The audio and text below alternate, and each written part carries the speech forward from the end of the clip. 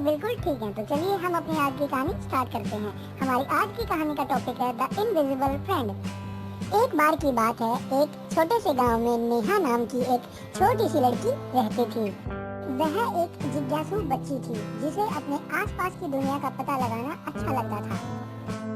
नेहा का कोई भाई बहन नहीं था और उसके माता पिता अक्सर काम में व्यस्त रहते थे, जिससे वह ज्यादातर दिन अकेली रह जाती थी। हालांकि वह वास्तव में कभी अकेली नहीं थी, क्योंकि उसका हैरी नेहा का एकमात्र दोस्त था। लेकिन वह बहुत अधिक खास था, क्योंकि वह सिर्फ नेहा को ही दिखाई देता था। नेहा के अलावा सभी के लिए अदृश्य था। हैरी और नेहा दोनों एक साथ घंटों समय बिताते, एक साथ खेलते, चाय पार्टी करते, लुका छुपी खेलते, यहाँ तक कि नेहा अपने काल्पनिक दुनिया में रोमांच पर भी जाते। हैरी नेहा के साथ ही रहता था, चाहे कुछ भी हो। एक दिन नेहा के माता पिता ने देखा कि वह हमेशा खुद से बातें कर रही थी और उन्हें लगा कि यह अजीब है। नेहा के माता पिता ने नेहा से उसके बारे में पूछा और उसने उन्हें अपने अदृश्य मित्र के बारे में बताया। पहले तो उन्होंने सोचा कि यह सिर्फ एक मजाक है और इसे नजरअंदाज कर दिया, लेकिन जब उन्होंने देखा कि नेहा अधिक से अधिक समय अपने काल्पनिक दोस्त के साथ बिता रही है तो उन्हें चिंता। नेहा के माता पिता ने सोचा कि एक काल्पनिक दोस्त होना सामान्य नहीं है और उन्होंने उसे एक मनोवैज्ञानिक चिकित्सक मतलब साइकाइट्रिस्ट के पास ले जाने का फैसला किया। मनोवैज्ञानिक चिकित्सक ने नेहा को समझाने की कोशिश की कि हैरी असली नहीं था, लेकिन नेहा इस बात पर अड़ी थी कि वह असली है और उसका सबसे अच्छा दोस्त है। उसने यह मानने से इनकार कर दिया कि उसका सबसे अच्छा दोस्त सिर्फ काल्पनिक था। नेहा के माता पिता और भी अधिक चिंतित हो गए और उन्होंने हैरी को घर से भगाने का फैसला किया और उन्होंने हैरी को भगा दिया।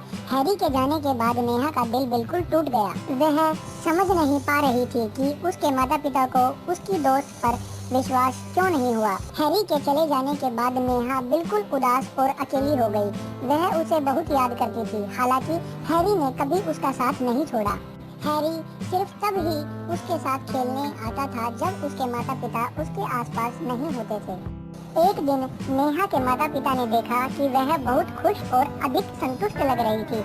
वे उत्सुक थे और उसने पूछने का फैसला किया कि क्या बदल गया था। नेहा मुस्कुराई और उसने बताया कि हैरी अभी भी उसका दोस्त था, भले ही वह अदृश्य है। नेहा के माता पिता हैरान और हैरान थे।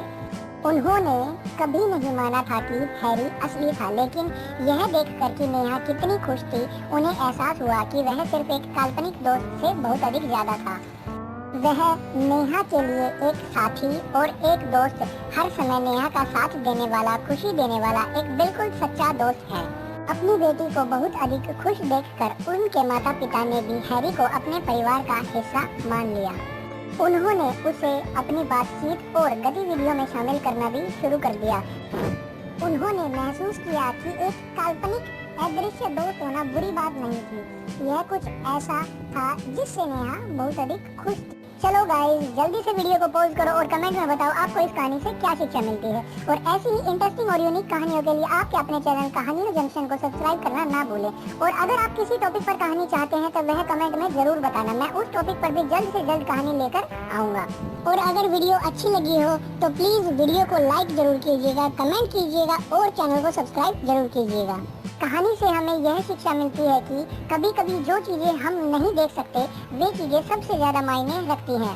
तो सिर्फ इसलिए कि हम कुछ नहीं देख सकते हैं इसका मतलब यह नहीं है कि यह अस्तित्व में नहीं है। हमें हमेशा अपने बच्चों की बात सुननी चाहिए और उनकी कल्पना पर विश्वास करना चाहिए, क्योंकि इससे आश्चर्यजनक चीजें हो सकती हैं।